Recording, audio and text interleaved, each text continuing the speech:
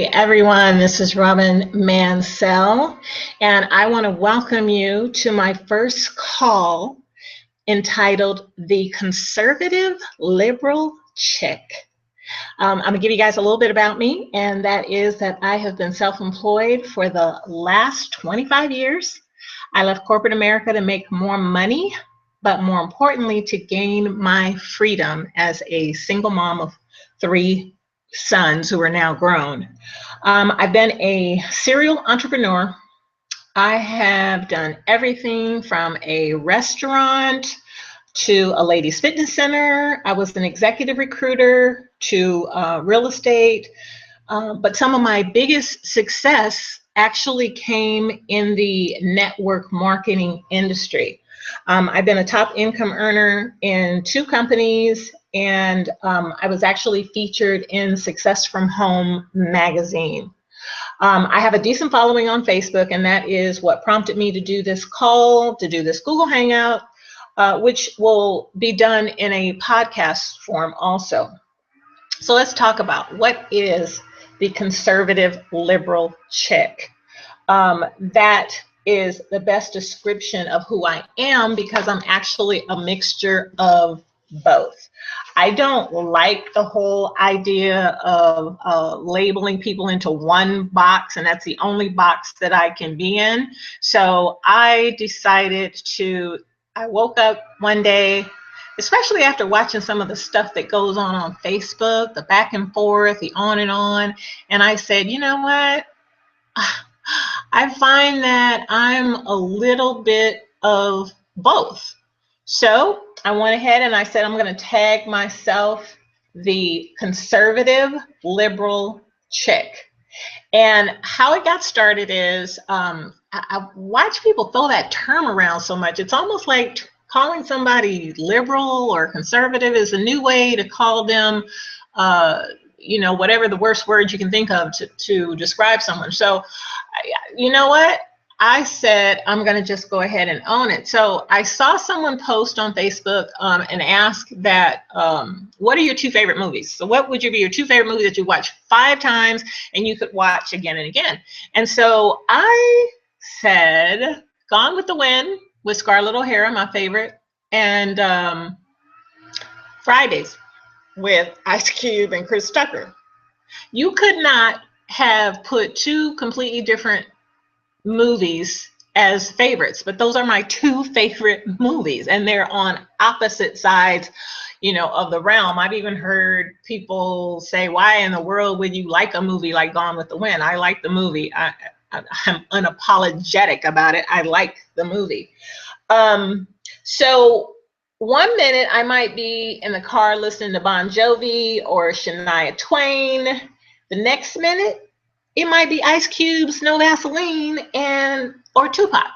That's how diverse my mind actually works. I don't have one particular thing that I like, and I don't like anything else. I might even be listening to Frank Sinatra, Ella Fitzgerald. I listen to what I like. I don't really care about, sometimes the music might be a little offensive, but I listen to it because that's what I like.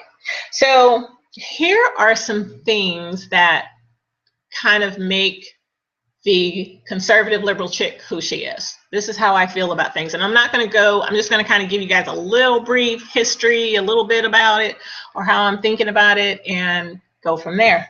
So I do not believe in affirmative action. However, I do think if the Indians, Japanese, and Jews got reparation, then why is there an issue with Black people getting reparations? Because as far as I know, I don't think anybody went through 300 years of anything. But hey, maybe somebody can give me some advice or enlighten me in that. I am a registered Republican. I have been a Democrat. I like and respect JFK, Ronald Reagan, Bush, both of them, and Obama.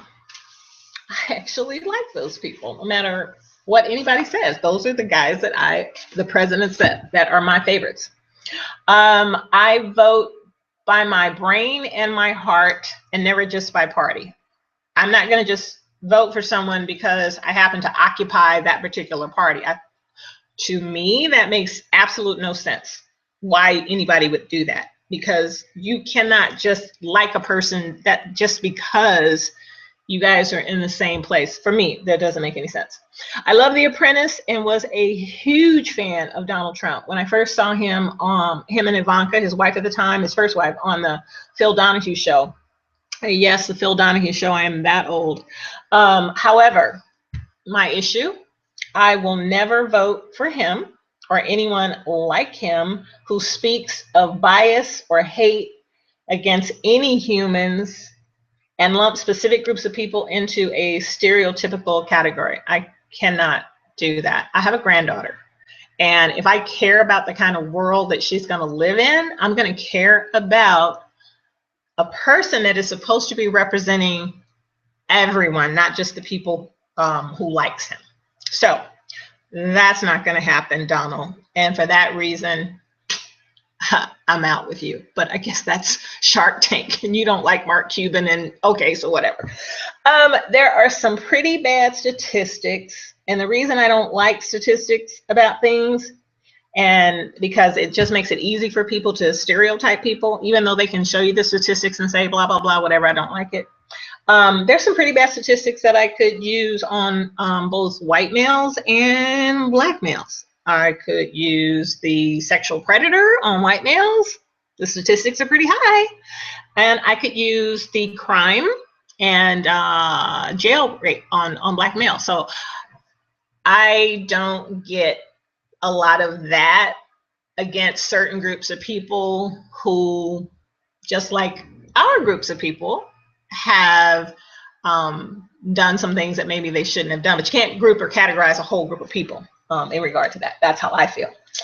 As far as Black Lives Matter, I think all lives matter. That's how I think. I think all lives matter.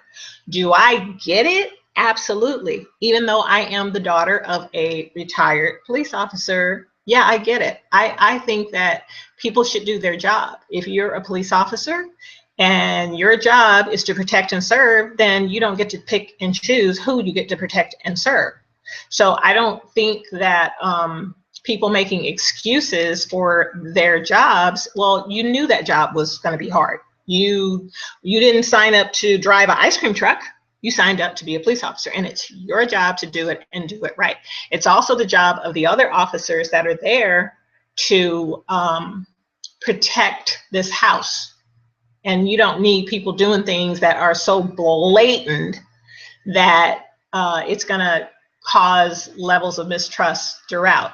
And we know, everybody knows, nobody has to say this, that it's not everybody. Well, you remember you said it's not everybody when you're pointing the finger at other people who you think it is everybody, okay? And that's what a lot of people do, and that's what I don't like. I think that we need to include all humans matter, period, to me. That's how I feel. I also find it ironic that the same word, same N-word, it can be so offensive, can be so endearing. I don't get that. I'm not clear. I remember I was a big, you know, most of us baby boomers grew up watching Richard Pryor, and Richard Pryor used to say the N-word like he used to take a bomb out of his mouth. He went to Africa, he came back, and he said he would never use the word again, and he didn't up till his death. And that made impact on my life. As a young person, I remember thinking, wow. So I could never get with the word. I can't give the word now. I couldn't give the word then. It's not endearing to me. I don't like it, and it's not allowed anywhere in my house. So if I'm old school on that, hey, whatever. I don't like it from black people. I don't like it from white people. I don't like it from nobody. I don't want to hear it, period. Okay, but hey, whatever. Do I think white privilege exists? Hello, yeah. You got to know it does. How can you not know that it doesn't? And did I say everybody? No. But there is a certain tone, and there's a certain arrogance that some people have. And clearly they have it because that's how they were raised, and that's what they know about. And I saw a guy do it on the People's Court to the judge. You know, she said, you're going to respect me in my courthouse. And she said, he said that in she said, where I come from, respect is earned. And he said, where I come from, you kind of born with it. Okay, really, dude? Okay, but that clearly, and I've had examples to my face of it being done. And, of course, they wouldn't say they did it, but they did. So in the same way, I also see Black hypocrisy. You got a set of rules for you, but you got a whole set of different rules for other people. You can't, like, I get the whole, I don't have a problem with Black History Month. I don't have a problem with Black awards, because people don't know the history behind that. The first AME church was started because Blacks were not allowed in church. I mean, that was awfully godly of you, right? But weren't allowed. They weren't, and if they were allowed, they had to be like, way in the back. So that was the reason why a lot of organizations and churches were set up, because they were not allowed. We were not allowed in certain places. And so because of that, these Black organizations were started to protect the rights. These, that everybody likes to scream and yell about the Constitution only when it appeals to them, right? So that's why some of the stations were done that. There's tons of Hispanic stations that are out there. So you guys do know that that's, that's done. And so it was for a reason. Is it time to get rid of it? No, I don't think so. I don't think it's time. Just like the Latins have huge things that are done. No, I don't think it's time, but I do see it being a lot more inclusive, and I see it being a lot more inclusive. So no, should it be time? No, because it wasn't even like 20 years ago that Michael Jackson was allowed to be on MTV. So it's got a long way to go, but it is what it is. If you don't have to call these the white award shows when everybody in the audience, 90%, and everybody is getting an award. You don't have to call it that, because it already is. So it just is. I will give you a little story to help you with that. So I used to work at the phone company, and my boss, who I love, so if you're listening to this, Gregory, I love you. They moved we sat in these cubicles, right? It was 4 people in there, and they moved everybody around, and they moved your seat. And so when I, came in and said, hey, how'd you guys decide, you got 80 people here, how you decide how you're going to move people? And he goes, well, we couldn't have all Blacks on a cubicle. We couldn't have all Blacks there. And I said, that's interesting. That's interesting that you thought of me in the way of a color, not like based on my skill set. You guys decided you couldn't have all Blacks at a cubicle, but you have all whites at a cubicle. And I said, and those 4 gay guys that are here, how did you decide? Did you include them in this discussion of how you would, move people around? And with the most innocence, he said, I've never thought of it that way. And I said, of course you didn't. It's you think you're normal.